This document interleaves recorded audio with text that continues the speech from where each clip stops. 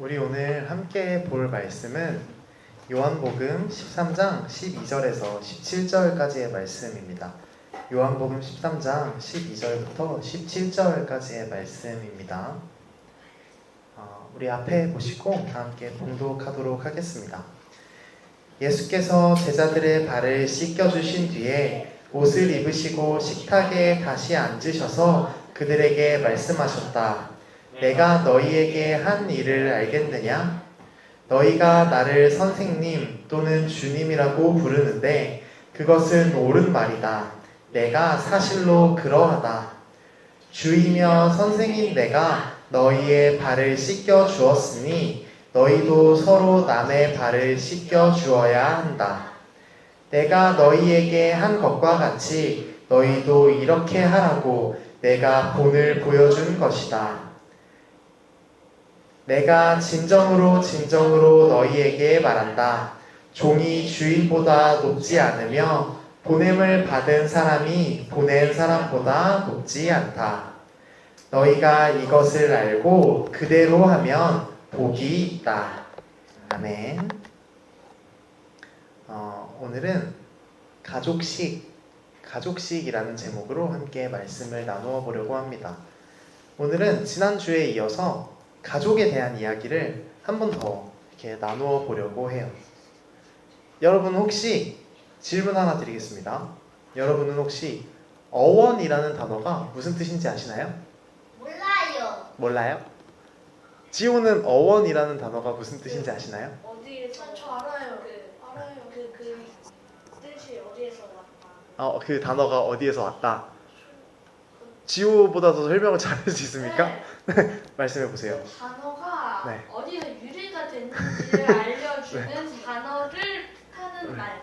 맞아요. 둘 다 맞는 말이에요. 이건 어떤 말이 생겨난 원인, 그러니까 한 단어의 더 근본적인 뜻을 의미해요. 그래서 이 어원이라는 것은 우리가 어떤 단어를 생각할 때 더 깊고 자세한 생각을 할 수 있게 해주죠. 그래서 오늘 특별히 우리가 어원을 살펴보고 싶은 단어가 하나 있어요. 그건 바로 가족이라는 뜻을 가지고 있는 영어 단어인 맞아요. 패밀리예요. 한때 이런 이미지가 유행이었던 적이 있어요. 앞에 보이시나요? 바로 이 패밀리의 어원을 저렇게 풀어놓은 거였어요. 패밀리라는 단어가 사실은 Father and Mother, I love you 라는 아빠 엄마 사랑해요 라는 뜻의 문장에서 이 앞 글자들만 모아서 만들어진 단어다. 뭐 그런 이야기가 담겨있는 그런 이미지이죠. 그리고 저 이야기가 사람들 사이에서 꽤 많이 알려지게 되었어요. 그래서 패밀리의 어원이 뭐야? 라고 물어본다면 저렇게 알고 있는 사람들도 적지 않다 싶어요. 그래서 저 사진을 보는 사람들로 하여금 가족이란 사랑이구나. 아빠 엄마와 사랑하며 사는 것이 가족의 본질이구나. 이렇게 생각하게 하는 그런 이야기였죠. 그런데 사실 저 이야기, 패밀리의 어원이 저기에서 온 것이다 라는 저 이야기는 사실 근거가 없는 이야기입니다. 그럼 패밀리를 육층식 있게 해가지고 비슷한 거예요. 패밀리 아닐까요? 물론 저런 것도 감동이 있죠. 저렇게 가족이라는 단어를 이해하는 것도 나쁘다고는 할 수 없을 것 같아요. 그러나 패밀리의 진짜 어원은 저게 아니었어요. 패밀리의 어원은 바로 이건 라틴어 단어인데 맞아요. 그런 라틴어 단어에서 시작된 거예요. 비슷한가요? 생긴 게? 비슷하기도 하고 조금 다른 것 같기도 하죠. 저 라틴어 단어가 점점 변형되면서 패밀리가 된 것이고 그 패밀리가 가족이라는 뜻을 가지게 된 것이죠. 그럼 저 라틴어 뜻은 무엇일까요? 제 아래에 적어놨죠? 맞아요. 처음부터 이 패밀리라는 단어가 가족이라는 뜻에서 시작한 것은 아니었어요.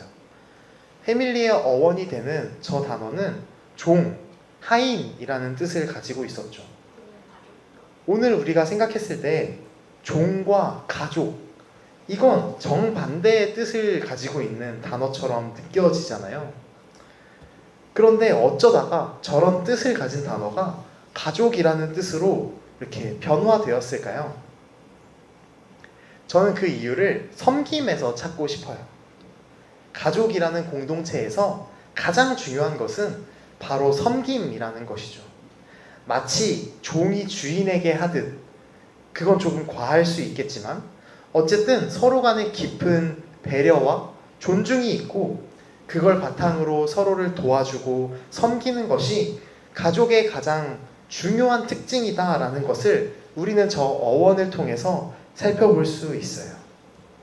그리고 이 가족과 섬김이라는 주제는 예수님께서도 잘 보여주셨죠. 오늘 우리가 함께 읽은 말씀은 예수님께서 돌아가시기 전에 제자들을 다 모아놓고 이렇게 식사를 하시는 장면, 우리가 특별히 최후의 만찬이라고 부르는 그 장면이에요. 예수님은 제자들을 모아놓고 그들의 발을 닦아주셨어요. 한 명 한 명 제자들의 발을 예수님께서 손수 닦아주시는 거예요. 우리 한번 그 모습을 상상해보면 좋겠어요. 예수님과 제자들은 함께 몇 년 동안을 이 광야 또 어려운 곳들을 돌아다니면서 함께 밥을 먹고 함께 잠을 자고 또 함께 고난을 겪어온 그런 관계였어요. 그리고 그동안 다른 가족들은 잘 만나지도 못했죠. 그러니 말 그대로 예수님과 제자들 간의 관계는 가족보다 더 가까운 관계였을 거예요. 그리고 그 관계 속에서 예수님은 마치 이 가족의 가장과도 같은 존재였던 것이죠. 과거 전통적인 가정에서 가장, 그 아버지가 가지고 있었을 그 가부장적 권위를 가질 수 있던 그 위치에 예수님이 계셨던 거예요. 그 공동체의 선생님이기도 하고 또 그 공동체 안에 경제를 움직일 수 있는 사람이기도 하고 다른 가족 구성원들의 주인이기도 하고 이 가정의 모든 결정을 내릴 권한을 가지고 있었던 그 가부장적인 힘을 예수님이 가지고 계셨던 것이죠. 그러다 보니까 예수님이 제자들의 발을 씻기려고 할 때 제자들이 깜짝 놀래요. 아니, 선생님이시자 우리의 주인이시자 우리의 가장이신 예수님께서 왜 우리의 발을 씻기시나요? 이런 생각을 하게 된 것이죠. 당시에, 이건 뭐 요즘에도 그렇겠지만 발이라는 것은 어떻게 보면 몸에서 가장 더러운 신체 부위 중에 하나일 거예요. 당시에는 신발도 요즘 같지 않았고 이 길도 요즘 같지 않았으니까 어쩌면 당시 사람들의 발은 우리의 발보다 훨씬 더 거칠고 먼지가 잔뜩 묻어있는 그런 발이었을 거예요. 예수님께서 그런 발들을 하나하나 지금 닦아주고 계신 거예요. 정말 옛날 이 가부장제가 지금보다 훨씬 심할 때 우리나라로 비유를 하자면 엄청 엄한 아버지가 갑자기 부엌에 들어가서 설거지를 하는 그런 장면이라고 해야 할까요? 물론 지금의 우리로는 상상하기 어려운 이야기이겠지만 옛날 사람들에게는 아니었을 거예요. 그런 당황스러운 일을 예수님께서 하신 것이죠. 그래서 제자들은 당황했던 거예요. 그런데 예수님은 이 당황한 제자들에게 이렇게 말씀하세요. 선생이자 주인인 내가 너희의 발을 씻겼으니 너희도 다른 사람들에게 이렇게 해라. 나는 본을 보인 것이다. 그리고 너희가 나를 따라서 이렇게 다른 사람들의 발을 씻겨줄 때 너희에게도 복이 있다라고 이야기를 하세요.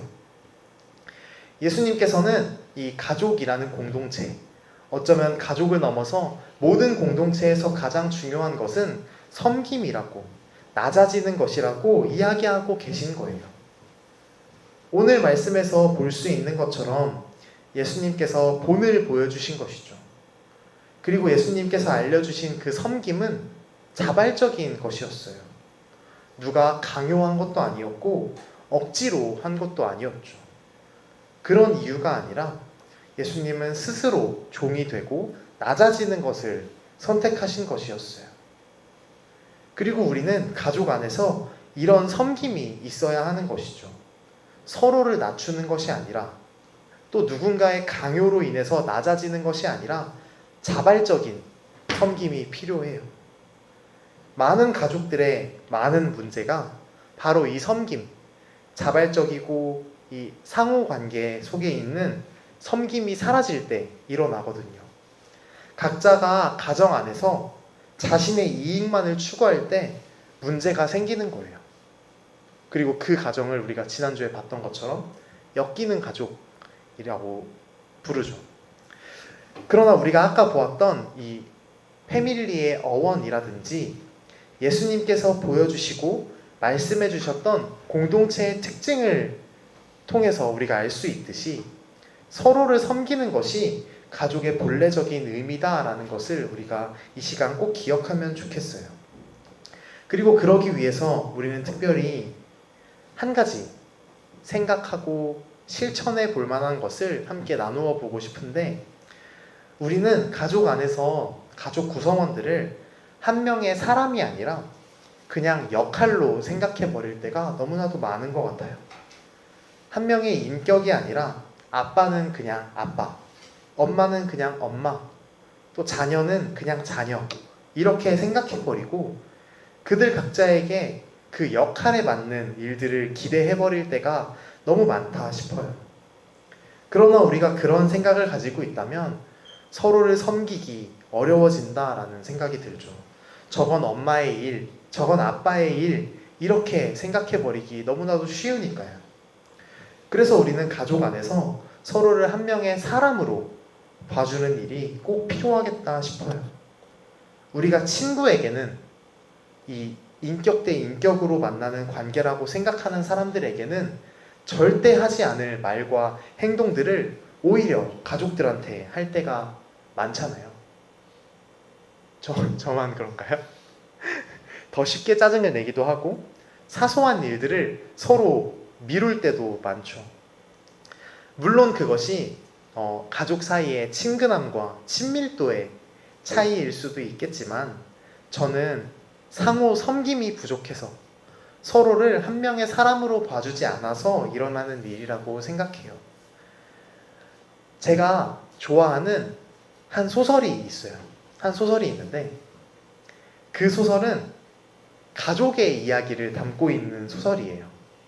한 가족 안에서 일어나는 일을 다루고 있는 소설이죠.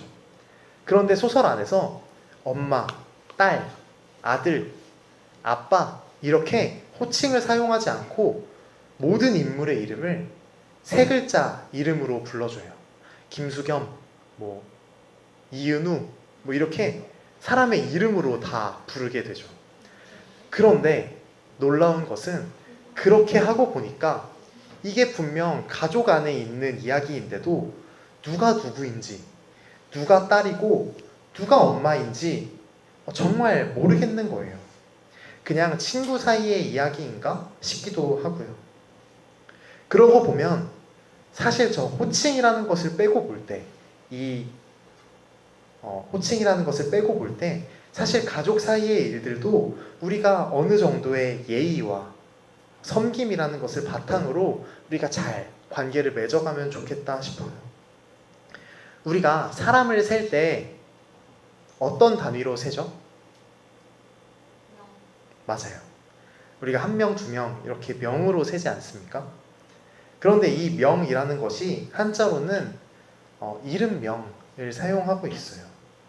즉 우리는 호칭이나 그 사람의 위치를 통해서가 아니라 이름을 통해 사람을 인식하고 그 사람을 한 명의 사람으로 대할 수 있게 되는 것이죠.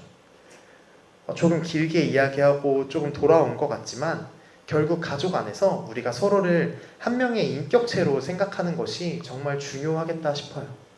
그래야 서로를 섬길 수 있으니까요. 이제 슬슬 말씀을 정리하려고 하는데요.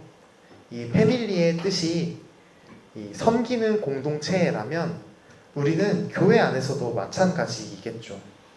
저는 교회 안에, 이 우리 올리브 교회 안에 섬김과 자발적인 낮아짐이 있으면 좋겠어요. 물론 그건 누구도 강요할 수 없겠죠. 그러나 그것이 예수님께서 알려주신 가족의 좋은 모습이라는 것을 우리가 배웠으니 그 방법을 따라 살기 위해서 함께 노력해보면 좋겠다 싶어요. 그래서 저는 오늘 설교의 제목을 가족식이라고 정해봤어요. 오늘 우리가 함께 보고 배운 말씀은 예수님이 이 제자들의 발을 씻겨주시는 세족식 장면이었죠. 발을 씻어주는 그 장면이요. 저는 그것이 단순히 발을 씻어주는 행위가 아니라 낮아지는 행위, 누군가를 섬기는 행위라고 생각했어요. 그래서 저는 그 장면을 가족식이라고 불렀죠. 즉 예수님께서는 가족의 정말 중요한 그 섬김이라는 것을 제자들에게 가르쳐 주시고 보여주심을 통해서 정말 이 예수님과 제자들이 가족이 된, 가족으로 이루어진 그 장면을 우리가 오늘 함께 본 거예요. 그래서 우리도 이런 가족식들이 또 섬김을 통해 가족이 되고 예수님께서 말씀해 주신 그 가족에 더 가까워지는 그런 일들이 우리 가족 안에, 또 우리 교회 안에, 또 우리 주변에 또 가득하기를 기도합니다.